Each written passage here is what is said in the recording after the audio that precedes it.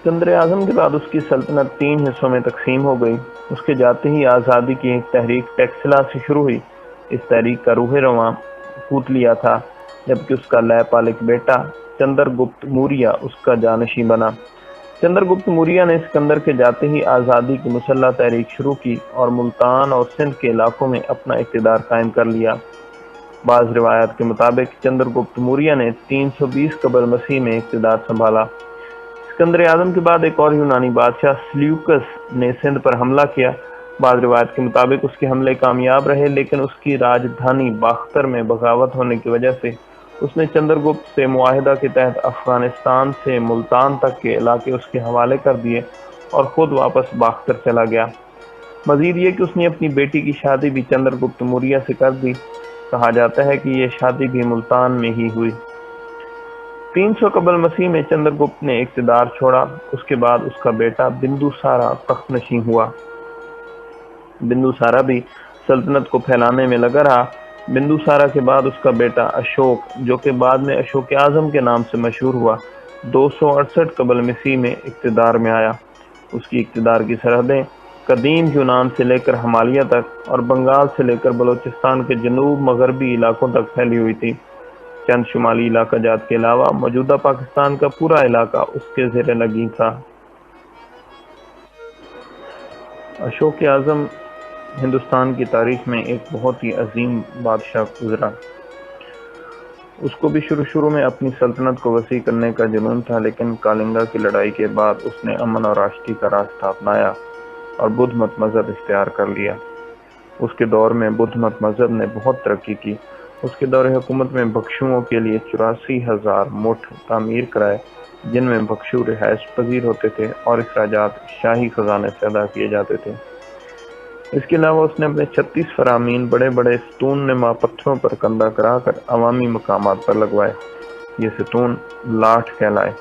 کہا جاتا ہے کہ سلیوکس نیکٹر کے پوتے اینٹی اوکس نے 206 قبل مسیح میں پنجاب پر حملہ کیا تھا۔ اس وقت اشوک کی حکومت تھی اور اشوک کے ساتھ امن معاہدہ کرنے کے بعد وہ لڑائی سے دستبردار ہو گیا تھا۔ 155 قبل مسیح میں ایک اور یونانی بادشاہ منظر نے ملتان سندھ پر قبضہ کرنے کے بعد کاٹھیا واڑ یعنی موجودہ گجرات کے علاقے تک قبضہ کرتا گیا۔ وہ ایک عادل حکمران کے طور پر مشہور ہوا۔ 140 قبل مسیح میں ایک ایرانی بادشاہ میتھرادٹس نے بھی حملہ کیا۔ 110 قبل مسیح میں ملتان پر سکائت قوم کا قبضہ رہا۔ 56 قبل مسیح میں بکرما جیت نے سکائت قبائل کو شکست دے کر حکومت حاصل کر لی، لیکن بکرما کے وفات کے بعد سکائت دوبارہ اقتدار میں آ گئے۔ 45 عیسوی میں وسطی ایشیا کے کشن قبائل نے ہندوستان کے سرحدی علاقوں پر خارپیش اول کی قیادت میں اپنی حکومت قائم کر لی۔ اس کی سلطنت میں فارس سے پنجاب تک کے علاقے شامل تھے۔ اسی خاندان کا تیسرا بادشاہ کنشک تھا، جس نے 110 عیسوی میں اقتدار سنبھالا اور اپنی سلطنت کو ترکستان سے کاشغر تک وسعت دی۔ مہاراجہ کنشک خود عالم فاضل اور علماء کا بڑا قدردان تھا۔ فن سنگ تراشی نے بہت ترقی کی، جس کا مرکز گندھارا، ٹیکسلا اور پشاور کا علاقہ رہا۔ 123 میں مہاراجہ کنشک کی وفات کے بعد اس کی حکومت سمٹ کر رہ گئی۔ کشن خاندان کے بعد 200 سال تک مقامی حکومتیں قائم رہیں۔ 320 عیسوی میں چندر گپت اول نے گپتا خاندان کی بنیاد ڈالی۔ اس خاندان نے 200 سال تک حکومت کی اور آخر کار 530 عیسوی میں ان کی حکومت کا خاتمہ ہو گیا۔ گپتا خاندان کے چندر گپت اول کے بعد 2 مشہور بادشاہ سمندر گپتا اور وکرم دتیہ رہے۔ گپتا خاندان ہندوستان کی تاریخ میں ہندوؤں کا سنہری دور کہلاتا ہے، کیونکہ اس دور میں ہندو دھرم نے خوب ترقی کی اور سنسکرت زبان رائج رہی۔ 5ویں صدی عیسوی کے آخر میں وسطی ایشیا کی وحشی تاتاری قوم، جو کہ سفید ہن کہلاتے تھے، انہوں نے افغانستان کے بعد سندھ اور ملتان پر بھی قبضہ کر لیا۔ تورمان ان کا پہلا بادشاہ تھا۔ گپتا خاندان کی حکومت ختم ہو گئی۔ تورمان کے بعد اس کا بیٹا مہر گل حکمران بنا۔ مہر گل بہت شفاق انسان تھا، جس کو آخر کار مگدھ کے راجہ بالا دتیہ نے کہروڑ کے مقام پر شکست دی۔ 605 عیسوی میں مہاراجہ ہرش، جو کہ تھانی سر کے راجہ بھاکر کا بیٹا تھا، اقتدار میں آیا تو اس نے ایک بار پھر اشوک اعظم کی طرز پر سلطنت قائم کی اور ملتان کا علاقہ اس کے زیر نگین آیا۔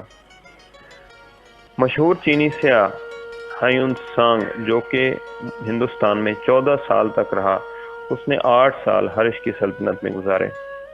اس کے دور حکومت میں نظام حکومت بہت عمدہ تھا، تعلیم مفت دی جاتی تھی۔ کنوج اس کا دارالخلافہ تھا، لیکن ہرش کی وفات کے بعد اس کی سلطنت کو بھی زوال آ گیا۔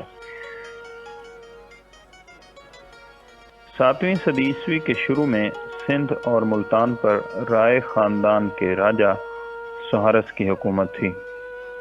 ملتان اس کی سلطنت کے ایک صوبہ کی حیثیت رکھتا تھا۔ اس صوبہ پر بھج رائے گورنر تھا۔ ملتان کی سرحد کشمیر تک پھیلی ہوئی تھی۔ ایران کے بادشاہ نمروز کے ساتھ لڑائی میں سہارس مارا گیا، جس کے بعد اس کا بیٹا سہسی رائے تخت نشین ہوا۔ سہسی رائے کے بعد چچ سندھ کا حکمران بنا۔ چچ رائے خاندان سے نہیں تھا، چچ نے دھوکے سے اقتدار پر قبضہ کیا تھا۔ اس کے اقتدار پر قبضہ کرنے کی داستان بھی بڑی دلچسپ ہے۔ چچ ایک برہمن راہب کا بیٹا تھا، جس کو رائے دربار میں اس کی علمی قابلیت کی بنیاد پر خط و کتابت کی ذمہ داری سونپی گئی۔ وہ دربار میں ترقی کرتا وزیر کے عہدے پر فائز ہوا۔ سہسی رائے کی ایک رانی سونن اس پر فریفتہ ہو گئی اور پیغام محبت بھیجوایا، جس کو چچ نے پہلے پہل راجا کے خوف کی وجہ سے رد کر دیا۔ لیکن قسمت کی دیوی چچ پر کچھ اس طرح مہربان ہوئی کہ کچھ ہی عرصے بعد سہسی ایک جان لیوا بیماری میں مبتلا ہو کر بستر مرگ پر جا پہنچا۔ اس کی کوئی اولاد بھی نہ تھی۔